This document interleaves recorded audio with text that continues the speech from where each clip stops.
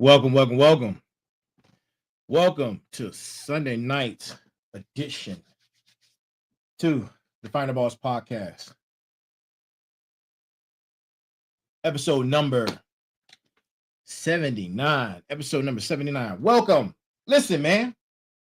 Good morning, good afternoon, good evening, and good night to all of our final bosses and smarts out there who are joining us from all over the world. Thank you, thank you, thank you. Please continue to support the podcast. Thank you so much. Man, listen, we got a great show for you tonight, episode number 79. Tonight's episode is called The Victor Tells the Story. We're going to take a historical look at different leaders and timelines and wars. And we're going to be talking about the narrative of who wins and who loses and how those narratives work. But before we get into that, I got a few admin notes, right? I got a few admin notes. To my smarts and final bosses, please continue. Like I said, man, continue to support. Like, share, subscribe. Like, share, subscribe. Send us some stars. Yeah, send us some stars, man. Like, share, subscribe. You know, I hope everyone weekend was productive, right? I hope everyone's weekend was productive. I need you guys to go check out the merch. The merch site is up. Go grab some merch at www.thefinalbosspodcast.com. That's one word, thefinalbosspodcast.com, one word. Send us some feedback, man. Send us some feedback. We love to hear from you.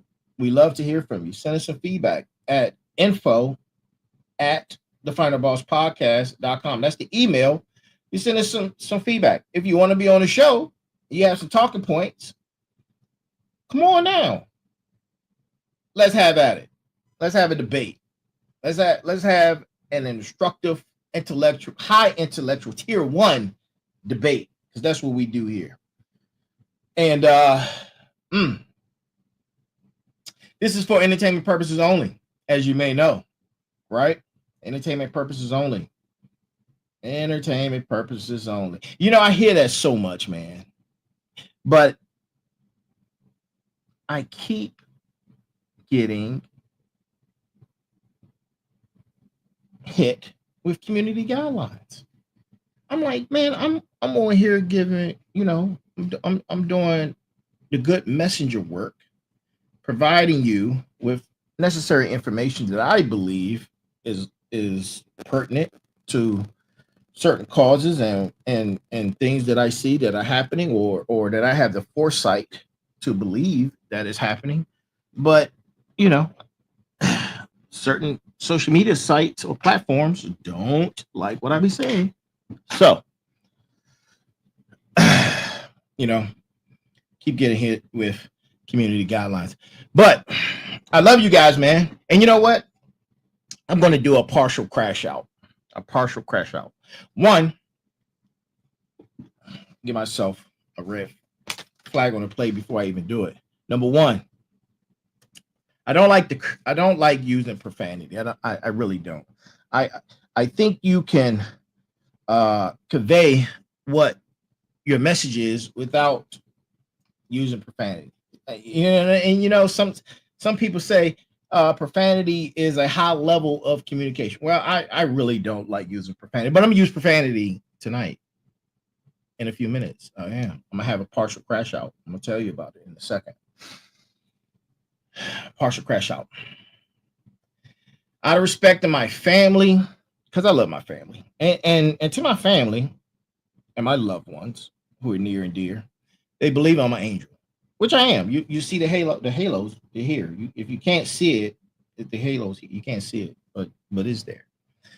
So I'm an angel to most of my family members. Out of respect of my daughter, who is almost grown. But besides the point, that's besides the point. I don't like using profanity, and I don't like using the N word. Not on here. Not on here. I just don't really see the need for it. But I'm gonna do it in a few minutes for a partial crash out. And this crash out goes out. This partial crash out goes out to my trolls. Listen, trolls, I love you. I love my trolls. Please continue to indulge and watch the show and give the negative feedback. I love it. It keeps me grounded. It keeps me grounded. It keeps me humbled. You motherfuckers ain't shit. Shit. All of you trolls. All of you trolls. You hard ER. Niggers. I said it. And I'm probably going to get hit with good standing, whatever, community guidelines for that. But hard ER. Fuck y'all. Respectfully. Respectfully. All right, that's a partial crash out. Look, so tonight we're going to be talking about the victor. The victor tells the story. And guess what? I am victorious, and I'm about to tell you this story. So that was so much fun. I don't know why, but it really was. It was so much fun. And I really, really enjoyed it. So, you know, you've probably heard or hear how victors in politics and leadership shape narratives, right? And that's what we're going to be talking about. But before we begin, I have to give you my brass tacks. I have to give you my brass tacks. Tonight's brass tacks, as we get down to business, comes from Paul Bamamuko. Paul Bamamuko. Here it is. Tonight's brass tacks. Dear warrior, the moment you realize that although you may have people in your corner who want you to win, you are all alone in the fight ring. No one is coming to save you. So quit looking around, look inward, and fight. And continue to do the good fight. That is from Paul Bamamuke or Bamamuko. I hope I didn't jack his name up, man. But it was, you know, can't be perfect all the time. So,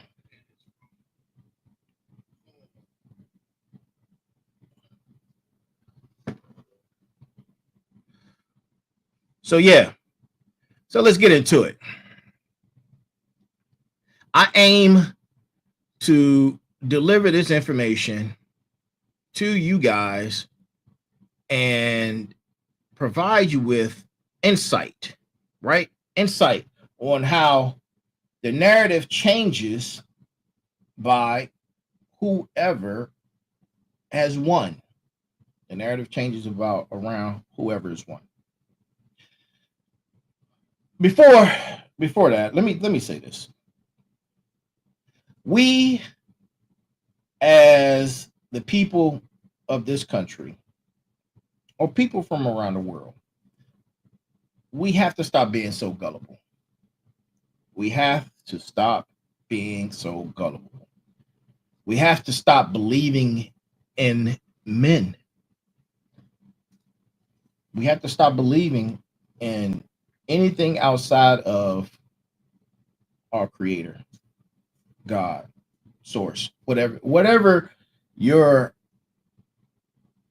pronoun is, or whatever adjective you use to describe,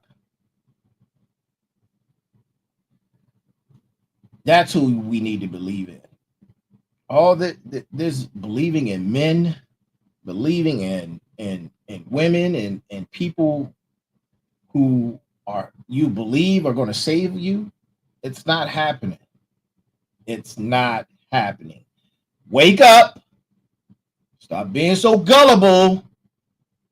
Stop looking at causes and beliefs. They're not going to save you. They're only there to use you. And use you they shall. They don't care. They want to put more money in their pockets and take more money out of yours. Period. The end. That's it. Doesn't matter what color they are. Red, white, or blue, green, yellow, black, orange, pink, amber, fucking, it doesn't matter. They're not here to help you. They are not here to help you. They're only here to fulfill their purpose. They're all puppets dangling on a string for agendas. And they make you a part of that agenda. They get you so emotionally charged and you fall for it every time. Every time you fall for it, you get gullible and caught up. Oh man, this person is about our beliefs. This person believes in us. Man, shut the fuck up. Straight up. Fucking idiot. Yeah, I'm pissed off. Pissed me off, man. Pissed me off. But we don't get into tonight's show. I'm done. So we're going to be dissecting the power of narratives in politics and leadership. We're going to explore how victors shape the story and often to their advantage. Often to their advantage. Because history isn't merely a record of events. It's a constructed narrative, a story shaped by those with the power to tell it.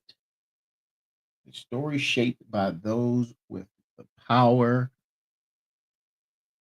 to tell it. We explore the subtle yet potent mechanisms of narrative control. Narrative control. The strategic use of language. See, everything I do has a purpose. Everything I do has a purpose.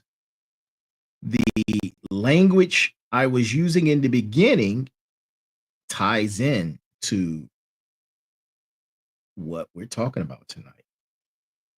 Language, the strategic use of language.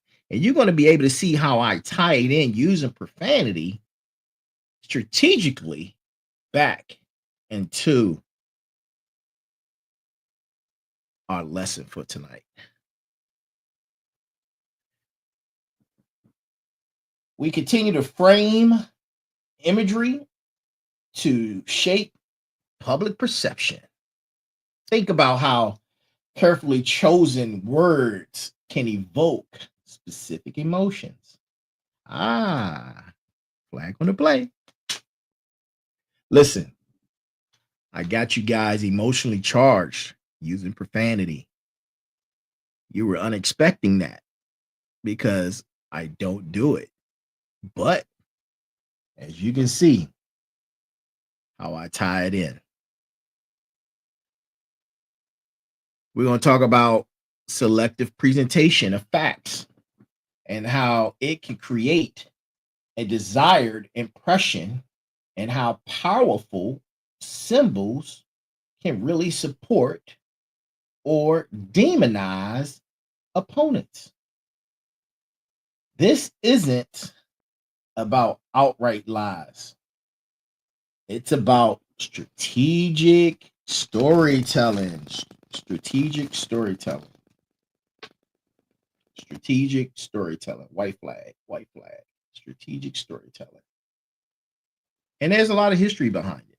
This isn't nothing new. So let's take a journey back in time to some ancient civilizations. Consider the Roman Empire, right? Consider the Roman Empire. The emperors, through carefully crafted histories and public monuments, shaped their image as divinely appointed rulers, obscuring the brutality and oppression that often underpinned their power. I know y'all like make it make sense. Make it make sense. If I don't make it make sense. Oh, I will. Think of Augustus, Caesar Augustus, who skillfully cultivated an image of peace and stability after the tumultuous years of civil war. His carefully constructed narrative helped solidify his rule and established a lasting legacy. A lasting legacy, right? Okay. Seen that before. This wasn't unique to Rome. Similar patterns emerge in several other historical ancient civilizations. Greece, Egypt are just a few. Just a few other powerful empires that use the same strategy. Now, we're going to talk about the American Revolution. The American Revolution. The American Revolution was a very interesting time period. It offers prime example of a successful revolutionary narrative. And it's right there. It's in black and white. One side won, one side lost. The side that won, you see it every day, all day. The side that lost, and the history of the side that lost, they're a small population of people that want to keep their heritage and history thriving. Right? Think about it. The colonists didn't just fight for independence, they fought for a powerful idea. Powerful ideas. People fighting for a belief that's not their own, that was turned into a narrative of a powerful idea that you were tricked into believing in. Sounds like psyops to me. That powerful idea was liberty. That powerful idea was liberty. Their propaganda skillfully framed the conflict as a struggle against tyranny. Resonating with enlightenment and enlightened ideas.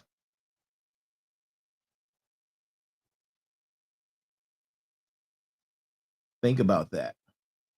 Not only that, the inspiring support both domestically and internationally. They had inspiring support from around the world.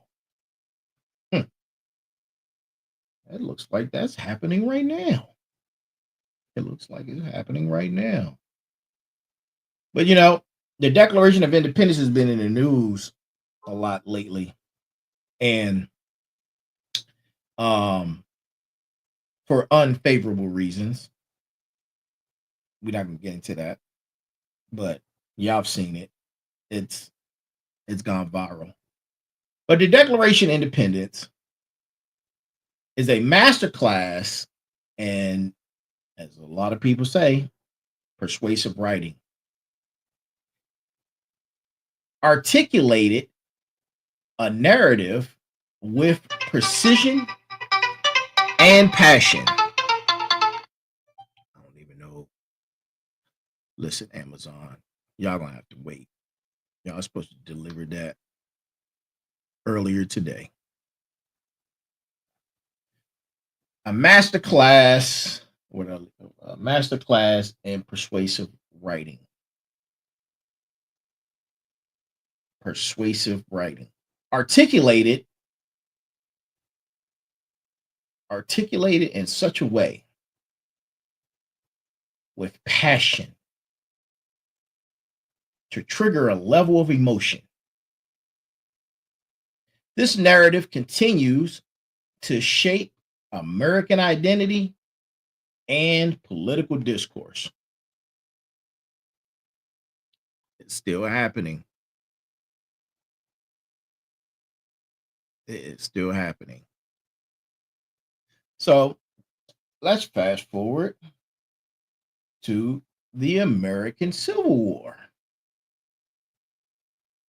which starkly illustrates the power of competing narratives. Again, competing narratives. The North and South each constructed their own justifications for the conflict, shaping their respective legacies. This story is being repeated, and it's been going on since the beginning of time. The North framed the war as a fight to preserve the Union and abolish slavery, while the South portrayed it as a defense of states' rights and their way of life. Listen, I got to send these people a message because they are blowing me up. Amazon.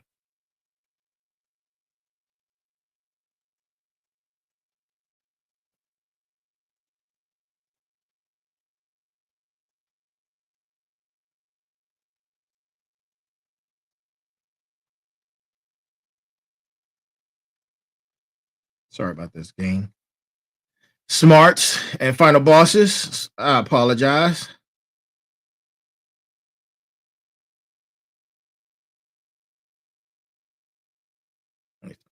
I might have to take that call. They call back.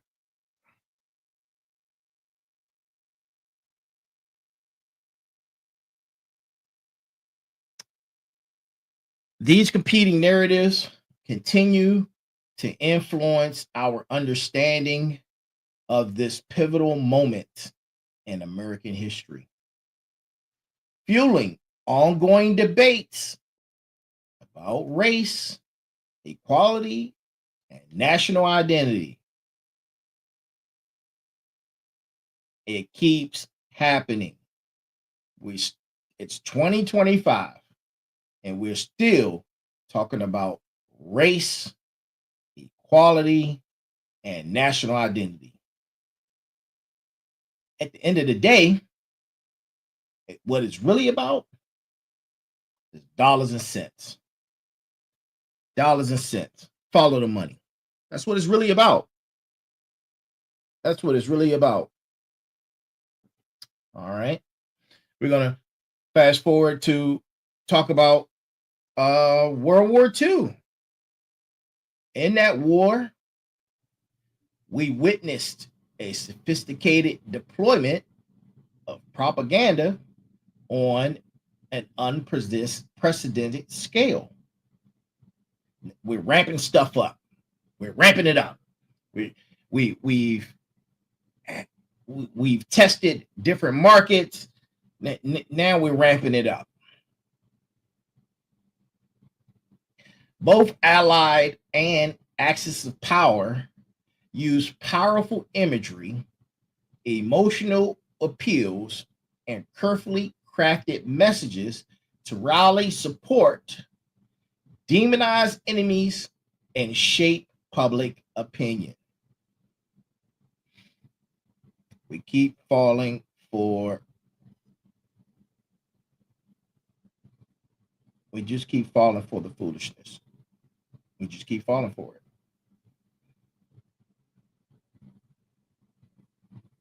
We just keep falling for it. The Allies effectively portrayed the war as a fight against fascism and for freedom, while the Axis powers use nationalist rhetoric and promises of a new world order. God damn it. New world order. Again, you just keep hearing about it. When are we going to get past the new world order and be in the new world order? That sounds crazy. But the effectiveness of this propaganda highlights the profound impact of narrative control on the course of history. So we've talked about the Revolutionary War. We've talked about the Civil War. We've talked about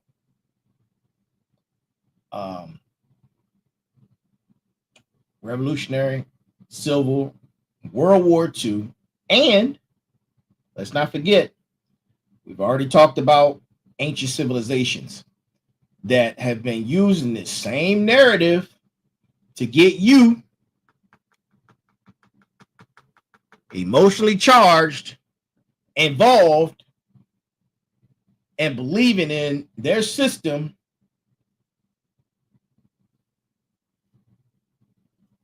to go to war.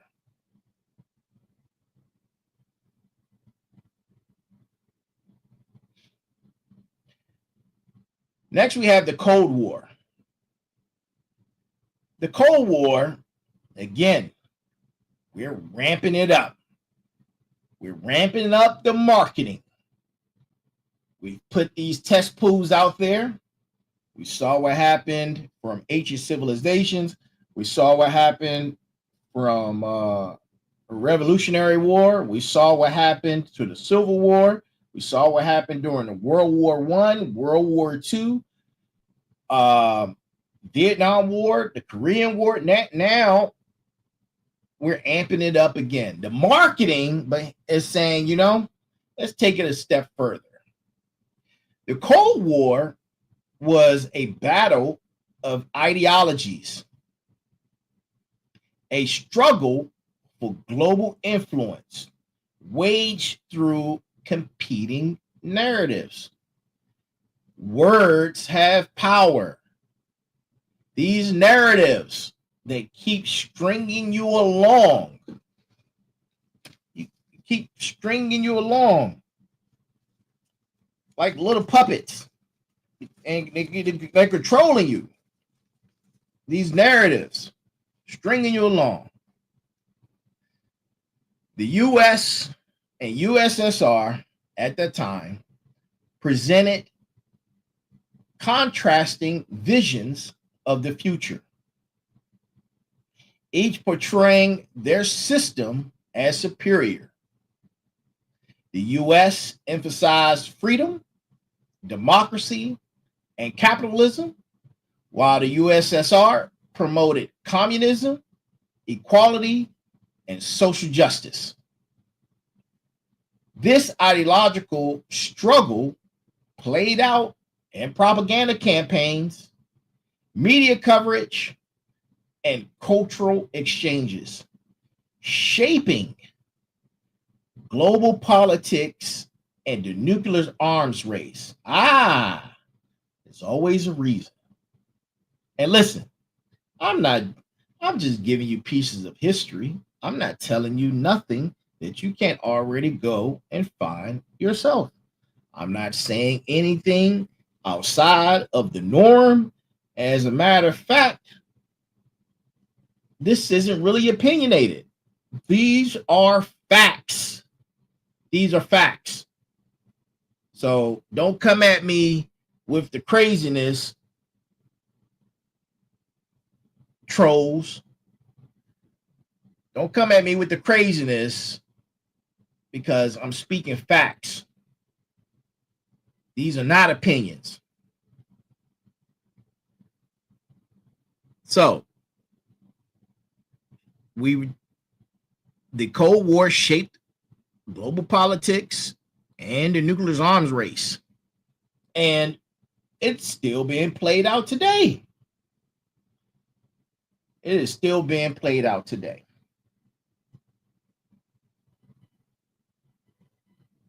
Which, by the way, today, we're amping it up some more. Now, we've seen what happened in these different test groups, and I'm giving you guys some real core knowledge right now. Core knowledge, critical information. These test groups are real. Now we've seen what all of the wars have done, the marketing campaigns, the narratives. Now the test group is being utilized for political capital. Political capital. I'm going to tell you how. So, political campaigns are meticulously crafted narratives.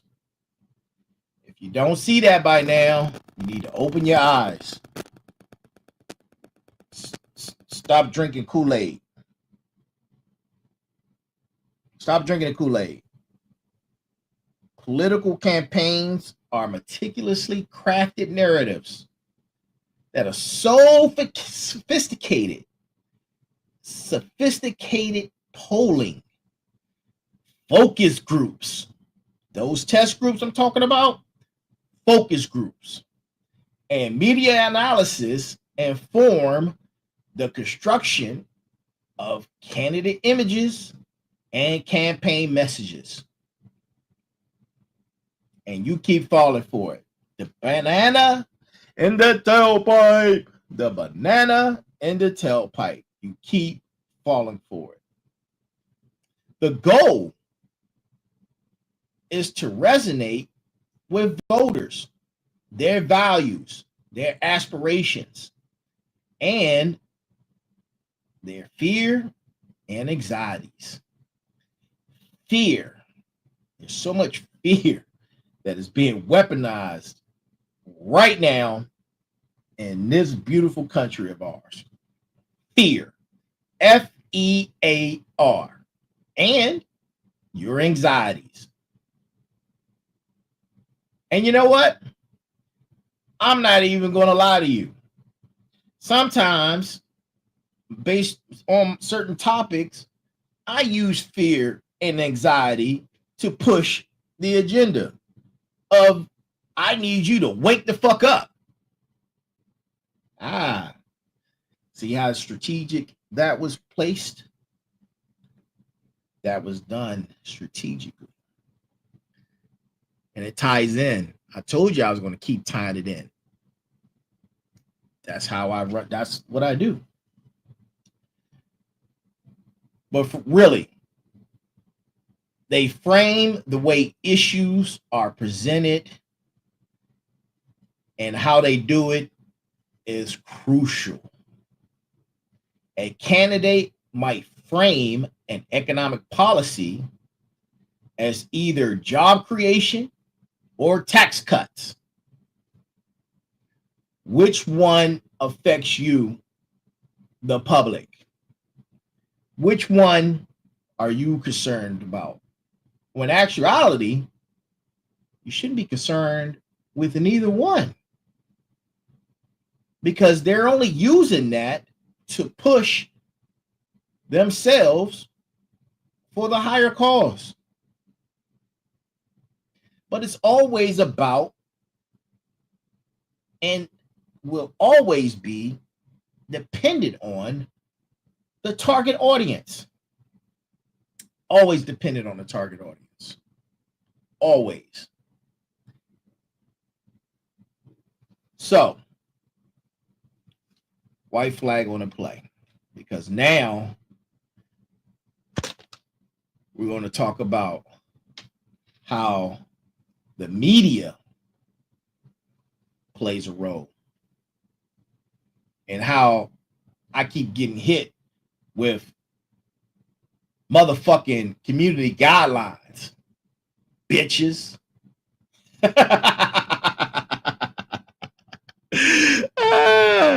Look, Auntie, Mom, everyone, I love y'all, man. It's just for tonight. It's just for tonight. It's purposeful. It's purposeful. Y'all know I don't normally talk like this, but it's purposeful. So the media acts as a powerful gatekeeper of the narrative.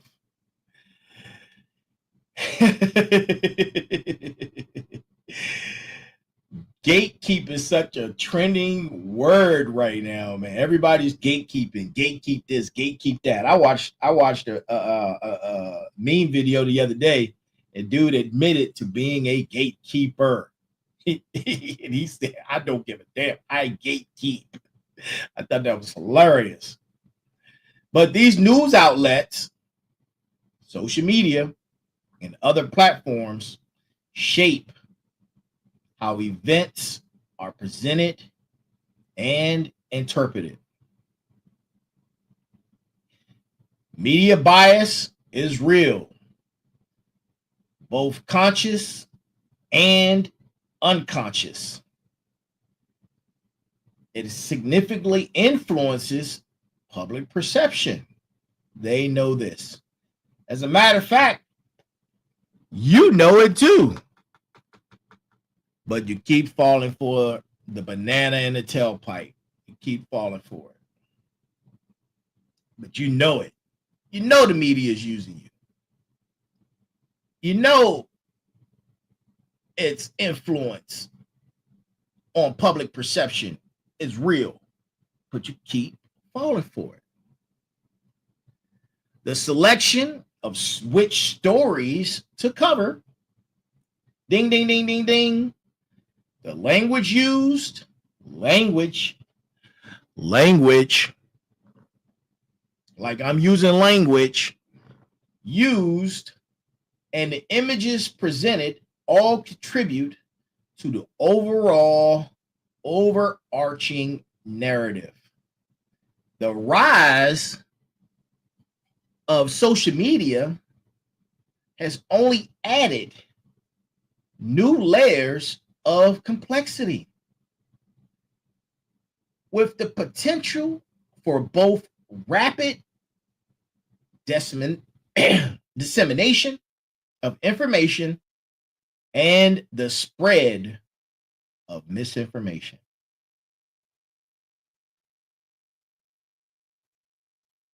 Rapid dissemination of information and the spread of information. I got to give myself a clap for that. Like, for real. Wake up, people. Wake up. So now we got the media out the way. We've talked about various wars and early civilizations that have been using these narratives to get you emotionally charged through all types of propaganda, fear, and anxiety. Now, and we've talked about the political space and how it gains political capital. Now, right? Now, we're going to talk about leaders. We're going to talk about leaders. Leadership narratives control isn't limited to politics. Now you're going to see the broader scope.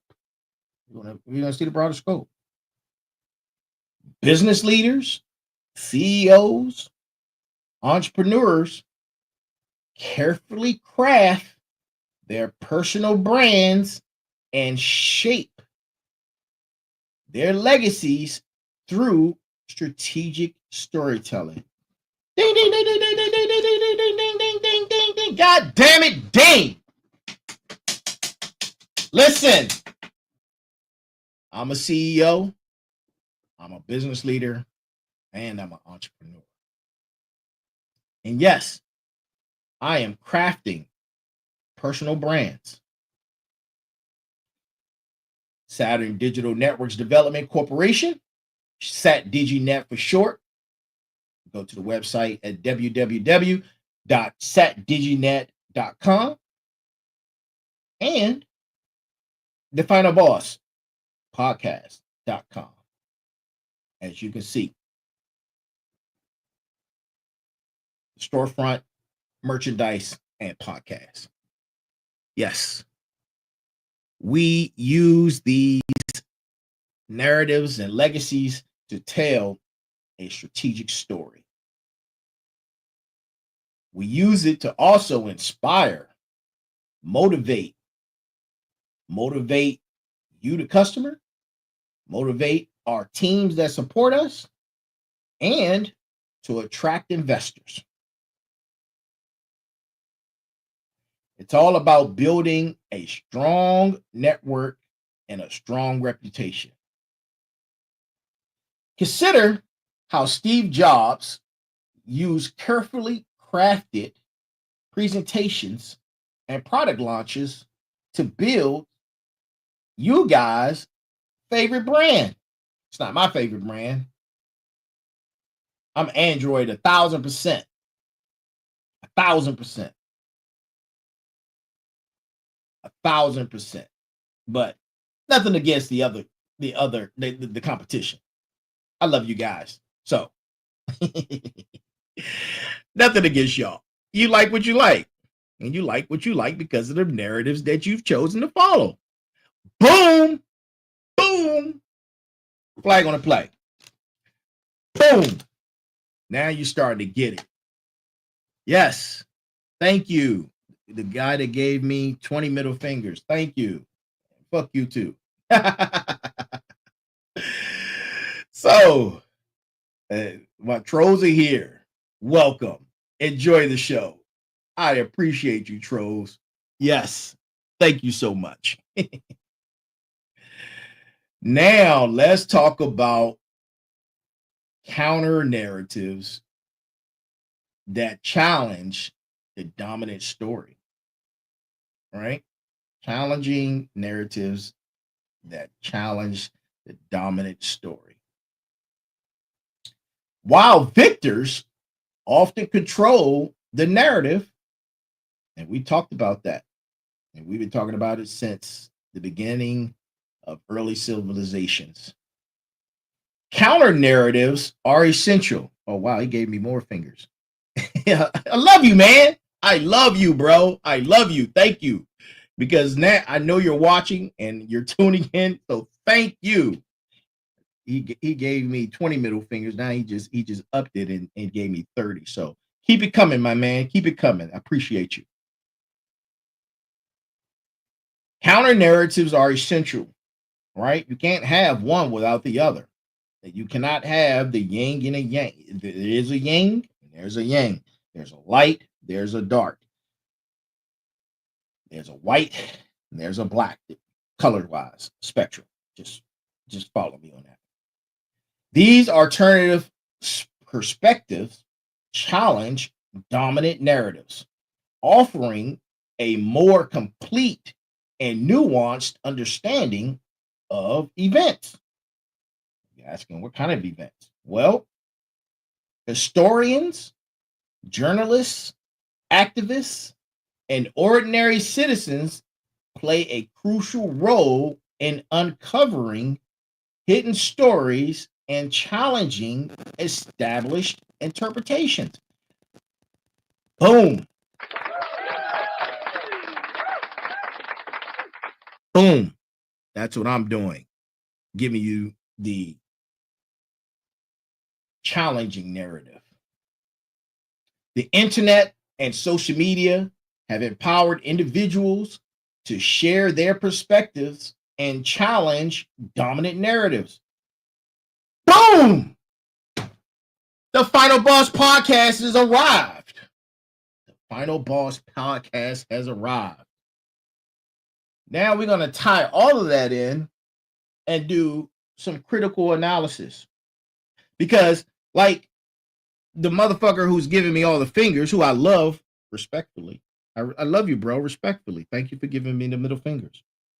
But we know he's not a critical thinker. How I know he's not a critical thinker? Because he's blowing me up with middle finger emojis and instead of listening to the material and coming back with critical feedback. But instead, he wants to give emojis.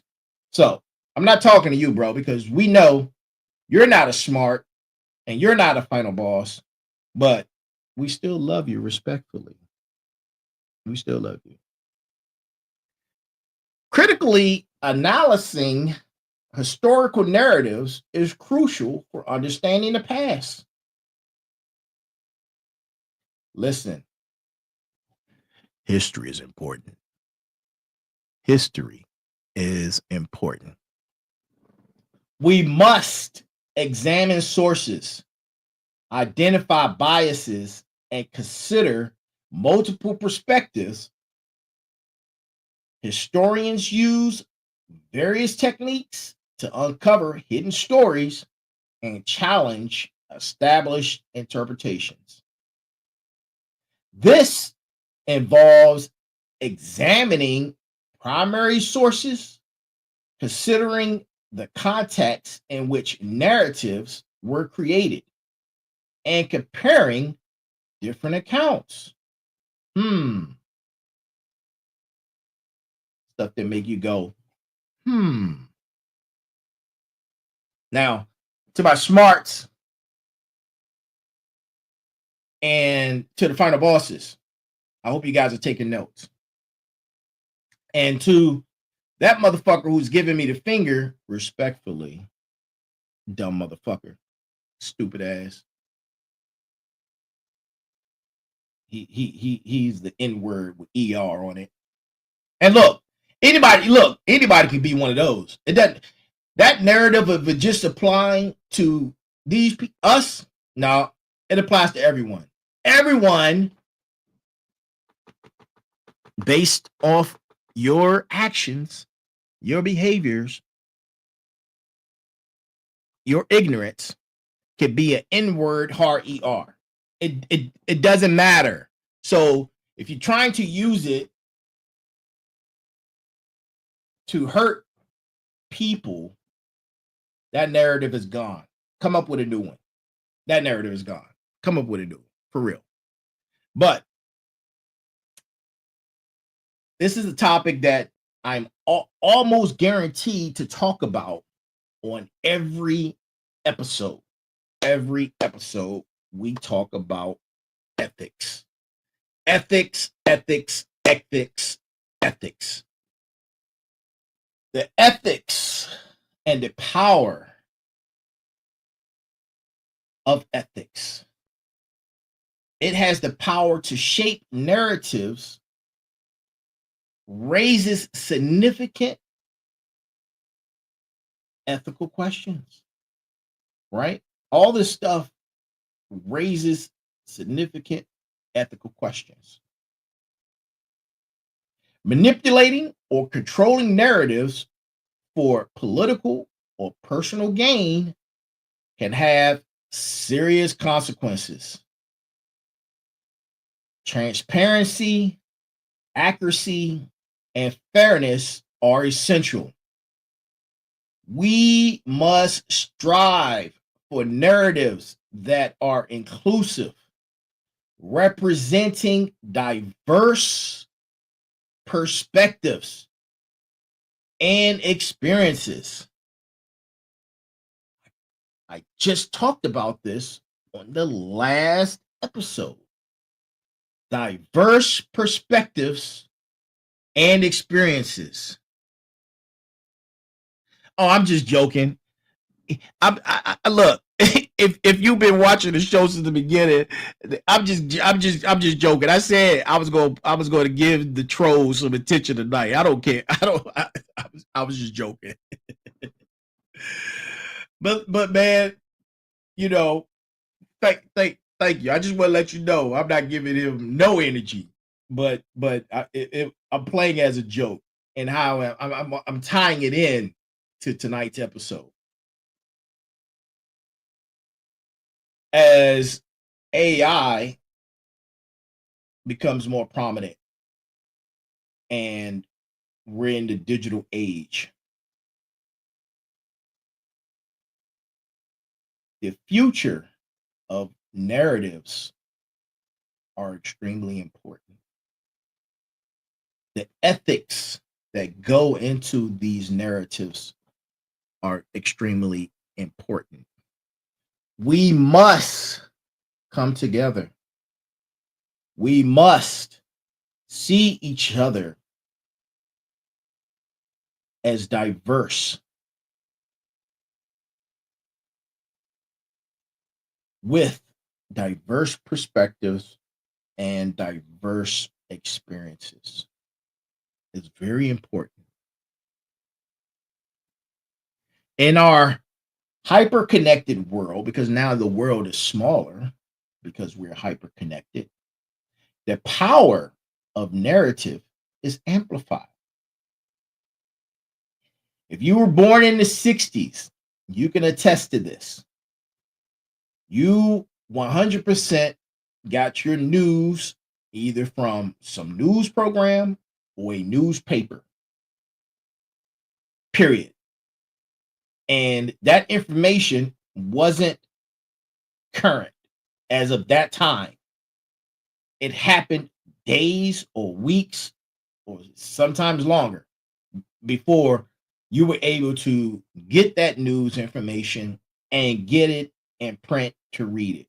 Now we're getting information on the spot, as is, current.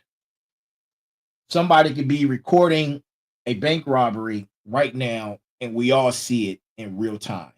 Right now, because we're hyper connected, everything is in real time.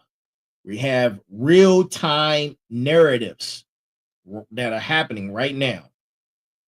There's a lot of power in that. And sometimes that narrative is amplified because it gets into a vacuum, or because of echo chambers, and mostly because of social media and the internet.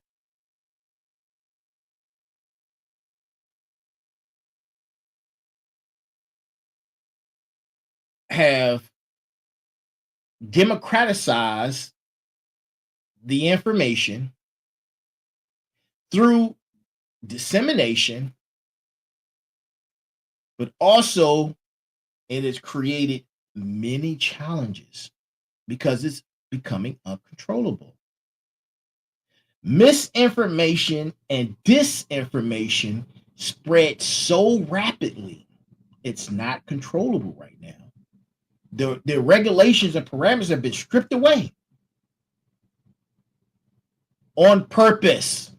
Follow the narrative. Follow what I've been saying. Go back and rewatch this episode when it's done. Go back and rewatch what I break it down for you, piece by piece, from the beginning of time to where we are currently in the digital age. Misinformation and disinformation spread rapidly. Now,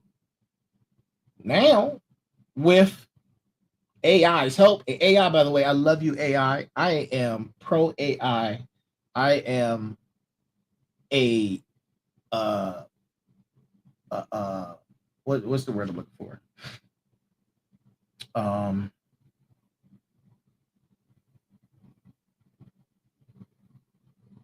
Whatever. I am pro AI. I couldn't think of the word. Tonight's been a word solid. So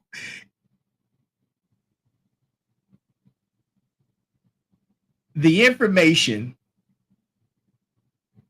now that AI is involved, the misinformation, disinformation is spreading so rapidly, making critical evaluation even more crucial.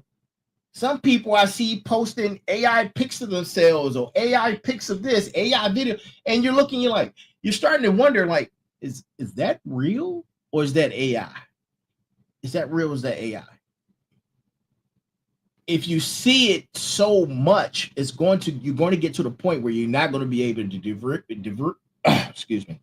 differentiate between the two. I don't know why I couldn't get that out. I probably need to drink some water. You're not going to be able to differentiate between the two. We must develop media literacy skills to navigate the complexities of competing narratives in the digital age. That's what we need to do. That's what we need to do. And to my smarts, to my final bosses, I thank you for tuning in and joining us tonight.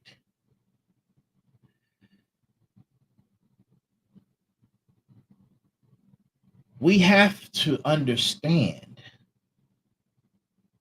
and see the narratives of how victors shape those narratives and how crucial for navigating the complexities of politics and leadership.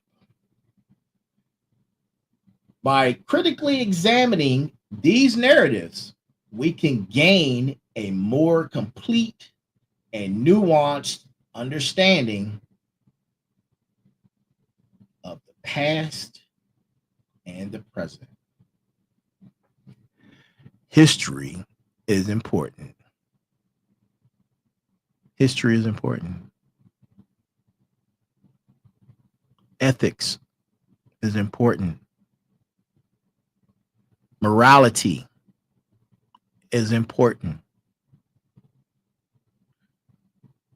Critical thinking is important.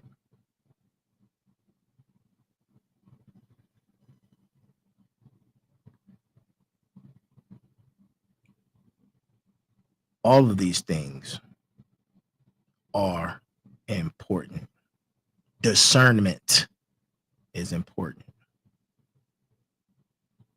But look, I'm the Final Boss. This has been the Final Boss Podcast, episode number 79. The victor tells the story. The victor tells the story.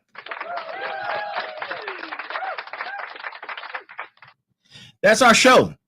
It's been fun. It's been a quick 60 minutes. It's been fun. But listen, smarts, Final Bosses, you guys go out, like, share, subscribe, pass on the information, share this episode, share all the episodes. We're up to 79. Go out there and share it. It doesn't hurt. It doesn't cost you a thing. The merch shop is up. Go get you some merch. The merch shop is up. Send us some feedback at info@thefinalbosspodcast.com. info@thefinalbosspodcast.com. You want to be on the show? Send us an email. Get some merch. The merch site is www.thefinalbosspodcast.com. One word. www.thefinalbosspodcast.com. One word. See you this Tuesday with my guest. That's on every Tuesday. The Sensei, Big Mike. And on Tuesday, we're going to be talking about America not being America in the near future, a hypothetical situation. You want to stay and watch that one as well. And then this coming Thursday, I don't have a special guest on the table, but I have some names that I'm going to reach out to see if they're interested in being a part of the show for this Thursday special guest episode. But until then, be balanced, be equal, and most importantly, be smart. To everyone across the world, good morning, good afternoon, good evening, and good night. That is our show. I love you. Respectfully, have a great one.